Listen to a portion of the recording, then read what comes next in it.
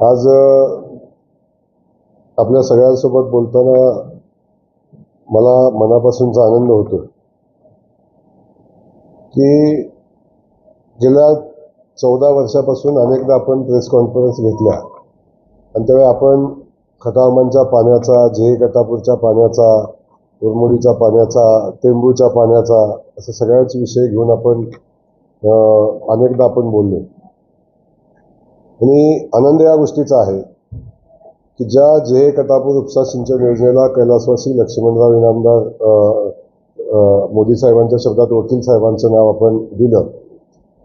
ती योजनेचा पहिला टप्पा आता पूर्णत्वाला गेलेला आहे आणि त्या पहिल्या टप्प्यातलं पाणी ज्या दिवशी प्रभू श्रीरामाचं मंदिरामध्ये 520 वर्षांनी मूर्तीची प्रतिष्ठापना आदरणीय मोदींच्या हस्ते झाली, त्याच दिवशी सीतामाईंच्या पदस्पर्शानं पावन झालेल्या आमच्या सीतामाईंच्या नगरीतनं एक आख्यायिका सांगितली जाते की सीतामाईंचं वास्तव्य जेव्हा होतं, एक कलशाला स्पर्श झाला आणि ते पाणी दोन बाजूला सांडलं आणि त्या बाजूला दोन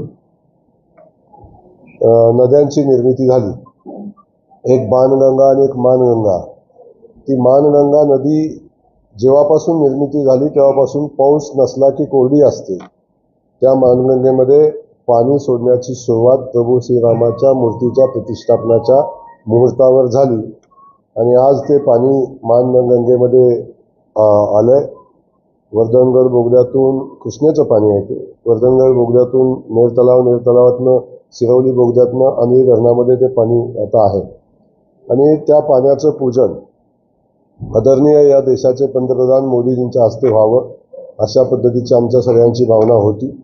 आणि खास करून मोदीजींची पण भावना होती की आदरणीय वकील साहेबांचं नाव, जे वकील साहेबांना मोदीजी गुरुवर्य मानत होते, त्या लक्ष्मणराव इनामदार साहेबांचं नाव त्या योजनेला असल्यामुळं त्यांची इच्छा याची होती. परंतु 19 तारखेला आपण सगळ्यांनी बघितलं की महाराष्ट्रातले सगळे दौरे रद्द झाले. मुंबईचा कोस्टल रोडचा रद्द झाला, शिवजन्मोत्सव सोहळ्याच्या कार्यक्रमाला ते येणार होते तो रद्द झाला, पुण्यातला कार्यक्रम विमानतळाचा होता तो रद्द झाला आणि सातारचाही कॅन्सल झाला आणि आपला मानचाही कॅन्सल झाला.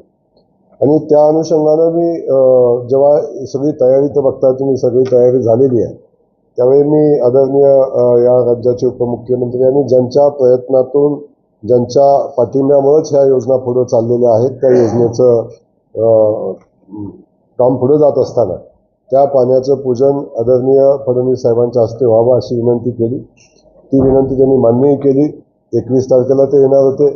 पुन्हा आज नड्डा साहेबांचा दौरा कालपासून चालू झाला आहे मुंबईला, आजही चालूच आहे आणि त्यामुळं 25 तारीख त्या पाणी पूजनाची आदरणीय फडणवीस साहेबांनी दिलेली आहे. 25 तारखेला सकाळी 11 वाजता या ऐतिहासिक क्षणाचं साक्षीदार होण्यासाठी खटाव मानसिंग जिल्ह्यातली दुष्काळी भागातली सगळी जनता त्या ठिकाणी येणार आहे.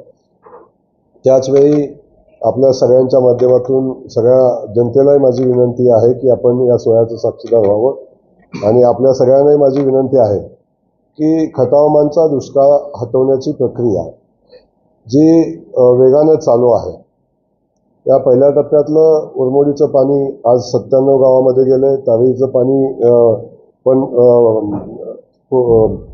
शेवटच्या गावापर्यंत पोहोचले त्या प्रकल्पातल्या. आणि दुसऱ्या बाजूला झेहे कटापूरची पहिल्या टप्प्यातलं काम आता पूर्णत्वाला जातंय.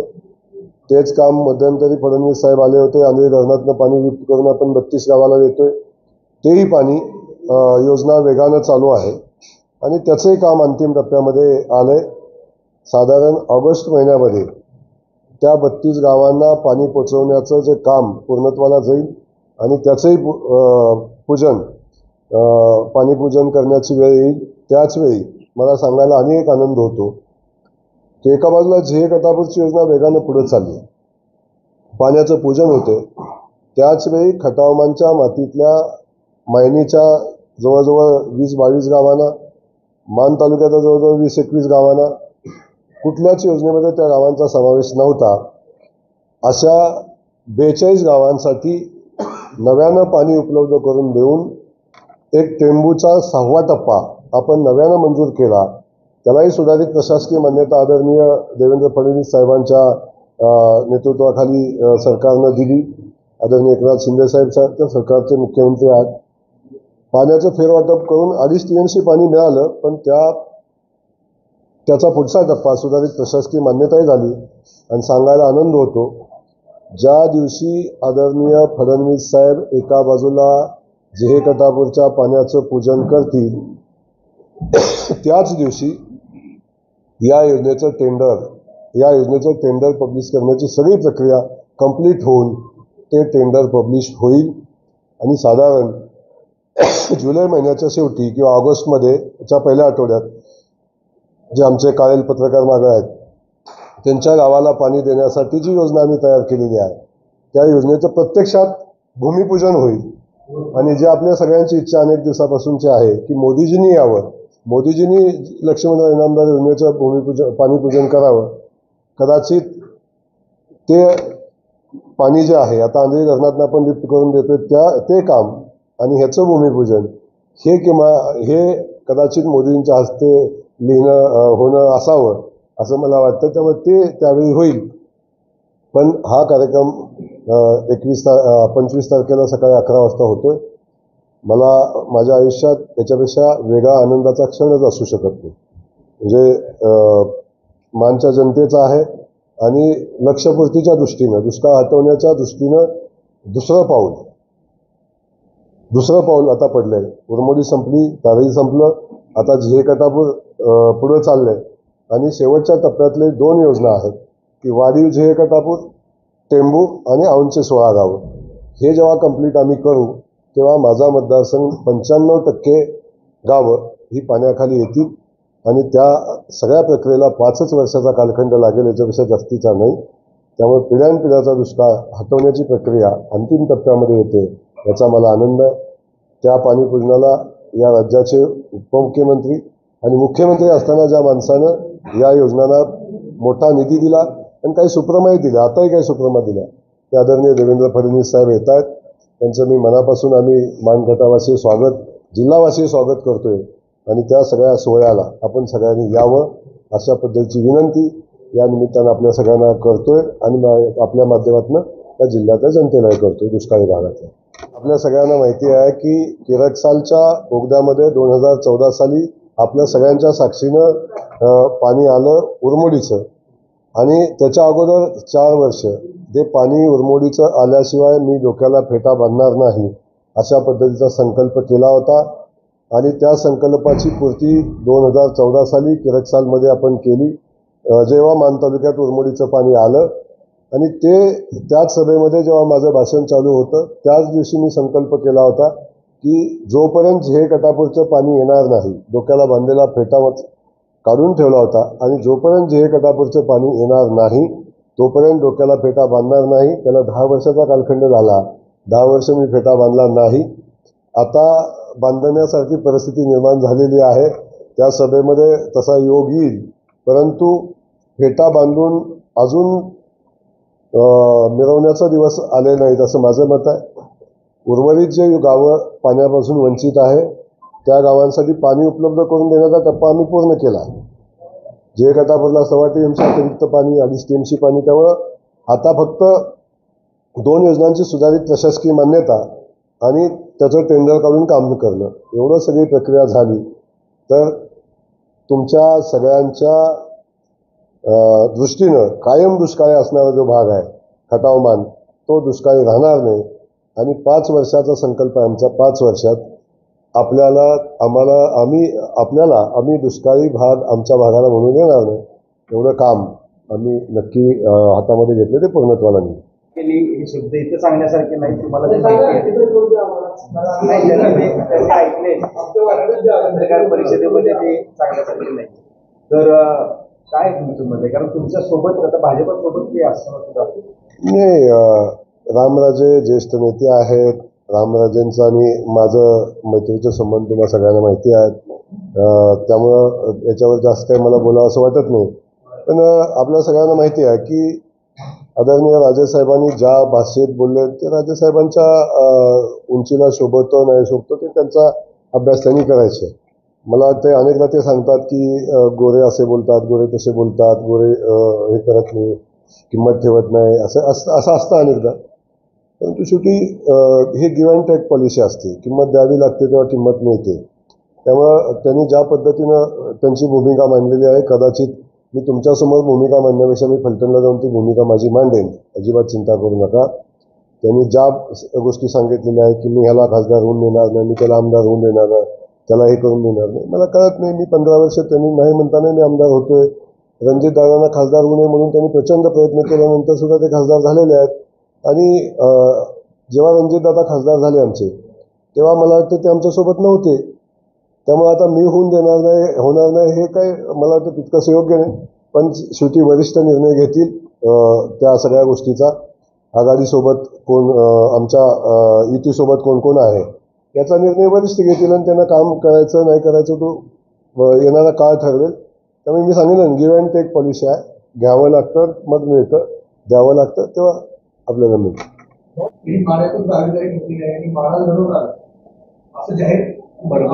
अहो काळेल साहेब, आता तुम्हाला वाटत नाही का खासदार व्हावं? वाटतं का नाही? तुम्हाला जर खासदार व्हायची तुमची इच्छा आहे, त्यामुळे ऐका ना, जानकर साहेबांची खासदार व्हायची इच्छा असणं साहजिक आहे. आता युतीचे लोक आहेत, युतीमध्ये त्याचा बसतील, ते आमच्या युतीमधला एक घटक पक्ष आहे, ते राष्ट्रीय नेते पण आहेत.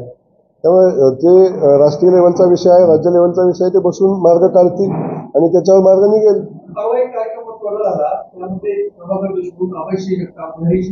मोठे पाटील, त्यानंतर अनिल मोहन देसाई असे बरीच मंडळी होती. जानकर साहेब होते. हे यांची वज्रमूठ झाली. मला एक का हे आगामी निवडणुकीत काय संकेत येतात? मला काय कळत नाही. एखाद्या लग्नात सगळे नेते एकत्र आले म्हणजे काय असं अशा वज्रमुठी ज्या आहेत त्या राजकीय वज्रमुठी नव्हत्या. तिथं क्रिकेट खेळत होते, क्रिकेटमधली वज्रमुठ होती. त्यामुळे ते राजकीय वज्रमुठ जेव्हा होईल तेव्हा आपण विचार करू. आणि आपण सांगितलं ना तुम्हाला की भारतीय जनता पार्टी या निवडणुका लढण्यासाठी सक्षम आहे. आपल्या सगळ्या सहकारी पक्षांना सोबत घेऊन भारतीय जनता पार्टी निवडणूक लढेल आणि जिंकेल. आज देश मोदीजींच्या सोबत आहे, राज्य भारतीय जनता पक्षासोबत आहे, आदरणीय फडणवीस साहेबांच्या सोबत आहे. आम्ही ज्या युतीचं सरकार चालवतो, आदरणीय एकनाथ शिंदे साहेबांच्या नेतृत्वाखाली आम्ही काम करतोय. त्यामुळे मला वाटत नाही की तुम्ही जे काय म्हणताय, तुम्हाला जे अपेक्षित आहे, तुम्ही पाण्यात देव घालून बसला असेल कुणी आणि, तर तसं काही घडणार नाही. माढ्याचा खासदार हा भारतीय जनता पक्षाचाच होणार आणि सातारचा खासदार हा भारतीय जनता पक्षाचाच होणार. त्याच्यामध्ये कुठलीही शंका आपण मनामध्ये ठेवू नका. त्यामुळं माझी आपल्याला विनंती आहे की आपल्या सगळ्यांच्या आशीर्वादानं आम्ही सगळेजण भारतीय जनता पक्षाचे कार्यकर्ते आहेत, ताकदीनं पुढे जाऊ. आपण मिठाचे खडे थोडे कमी करावेत आता आणि सगळ्यांनी आम्हाला मदत करावी. हे समजून घ्या ना, मी भारतीय जनता पक्षाचा कार्यकर्ता, माझा क्लेम शेवटपर्यंत राहणार. त्यामुळे तुम्ही आता त्याला युतीत संघर्ष असा स्वरूप द्यायचं काही कारण नाही. मी भारतीय जनता पक्षाचा कार्यकर्ता आहे आणि हा मतदारसंघ आदरणीय उदयनसिंह महाराजांनी भारतीय जनता पक्षाच्या चिन्हावर लढवलेला आहे. त्यामुळे आमची मागणी आहे की आमचा मतदारसंघ आम्हाला राहिला पाहिजे. याच्याविषयी वेगळा काय विषय? तर तुम्ही बिलकुल तो विषय कॉन्ट्रोवर्शियल नाही.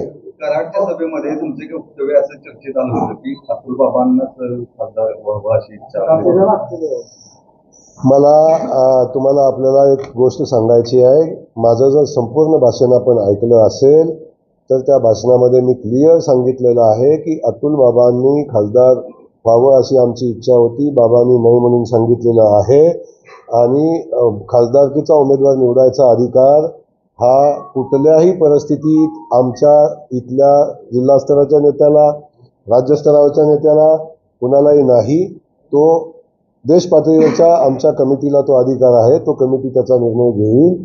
अतुल बाबांच्या दृष्टीनं तो विषय संपलेला आहे. हे भाषण माझं ऑन द रेकॉर्ड आहे. आपण जर बघितलं असेल, किंबहुना ज्या माझ्या सहकाऱ्यांनी बातम्या लावल्या त्यांनी सुद्धा सांगितलं होतं की बाबांचा आता विषय संपलेला आहे. हे त्यांच्याच टीव्हीवर दिसत होतं. माझ्या भाषणाचं वाक्यही तिथं दिसत होती. असं असताना जर आता कॉन्ट्रोवर्सीज निर्माण करायची असेल तर मला वाटतं ते योग्य नाही. आणि माझा क्लिअर म्हणणं आहे की भारतीय जनता पार्टीला ही जागा सुटली पाहिजे. भारतीय जनता पक्षाच्या दुसऱ्या कुठल्याही नेत्यापेक्षा माझा सगळ्यात मजबूत दावा आहे.